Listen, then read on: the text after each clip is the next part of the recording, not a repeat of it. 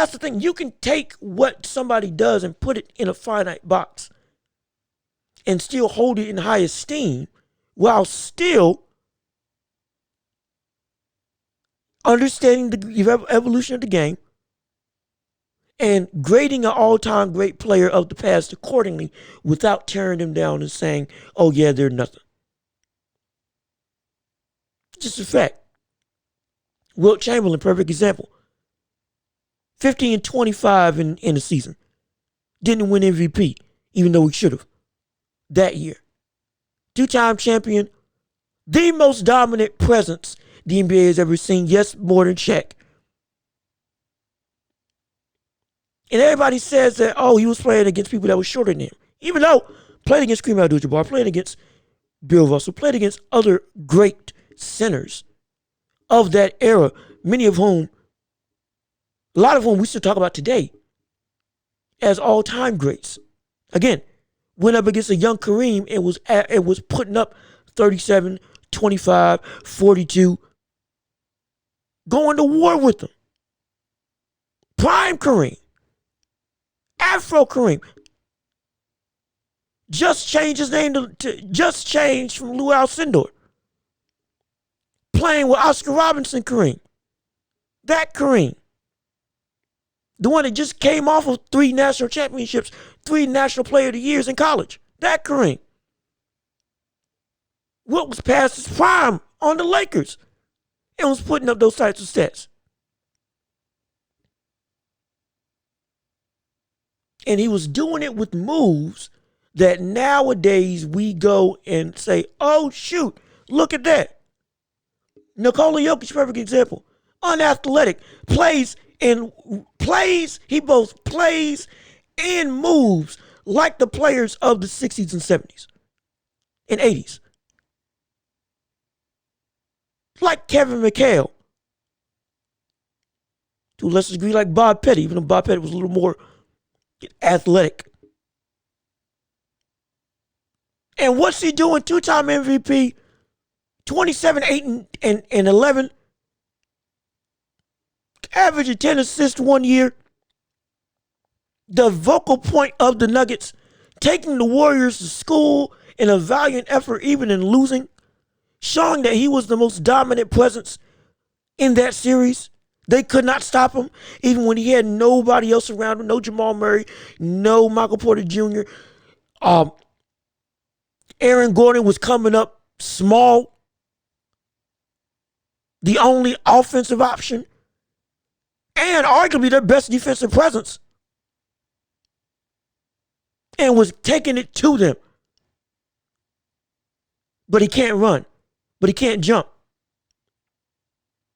He's slow. He looks out of shape. Even when he's in shape, he looks out of shape. But what is he doing? Mopping the floor with the entire league. So if a player like that is able to be successful, using the similar play styles of bygone eras, footwork, post hooks, up and unders, drop steps. Yes, he can shoot, but where does most of his damage come from? 15 to 10 feet in the paint. 15 feet to under the basket. Lethal, unstoppable. Going up against people like Marvin Bagley, like DeAndre Ayton, like Rudy Gobert, like Joel Embiid. They can't stop him. And they're way more athletic than him. Like Karl Anthony Towns, like Anthony Davis, like Giannis Antetokounmpo. I just named, what was it, 4, 5, 6, however many big men that would, quote unquote, run and just beat up any old era player. And what is Jokic doing with the old style game? Taking it to him. Taking it to all of them. So don't say, if you're going to analyze the sport, don't say that because of an era bygone, they're too far gone to have any credence to be put in an all-time great category. Or if you do put them in that category, don't just put them in terms of legacy. Oh, they meant this much to the game. You just have to put them in there. Skill wise, nah.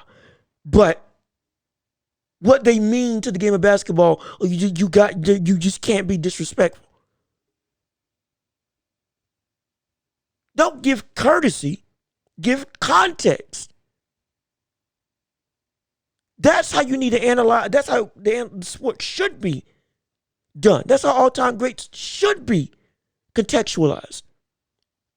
That allows it so that you, as a fan, are able to appreciate the past, understand what they brought to the table, see what made them so great, even by today's standards, despite the level of competition that they were going up against, and give them their flowers without tearing them down. Because again, you can't say that old players are just obsolete, but then ooh and ah and post and watch ESPN highlights of a summer league player doing a running hook and getting 40,000 likes, 100,000 likes. You can't do that. Because you're saying that style of play, that just, what the world? That fundamental play when people can't jump, when everybody was playing in black and white, no three-point line, people jacking up from set shots from 30, 35 feet, two-handed up. You can't say that, but then ooh and ah at an old school type move and say, oh, that was pretty. And then on the flip side, say, I wish more people did da-da-da-da-da. And then look at old players who did said thing that you're asking for, and then say, no, they were just, look at the time. They were just playing against, again, firemen. 5'5" white men. You can't do that. It's a contradiction. And it hurts your ability to truly appreciate the game of basketball. It hurts your ability to truly analyze and love the sport and properly put players in the context that they are in and properly gauge the game that each player brought to the table. We've seen Bill Russell run the floor. We've seen Wilt Chamberlain run the floor. We've seen them get boards and do things that if they did in the modern day, they would be successful. Because I'll tell you something right now. If you got people right now who are just uber athletic, but ain't able to hold a lick to somebody that is fundamentally sound, i.e. Tim Duncan. I'm talking about Tim Duncan later in his career. Not prime Tim Duncan with athleticism. Late Tim Duncan, who didn't have a lot of athleticism, was taking every big man to school. Old Tim Duncan is the quintessential example for why an old school-esque play style can be unstoppable. He played just like that. Down in the post, footwork, fundamental head fakes, using the backboard, all that stuff that everybody said was boring. He then went on to have how many? 15 all defensive awards, maybe plus, for however long he was in the league. Made the All-Star game just about every year.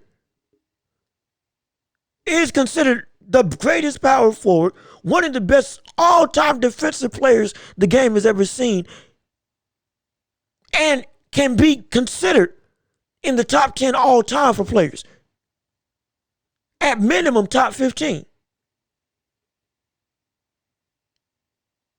And how did he play? Back to the basket. Slow, methodical. So we were able to hold him at a high esteem, but then other players do the exact same thing just because they were against, again, 5'5" white men. You know that notion is stupid. You can't praise one and then say the other one's obsolete. You can't do that.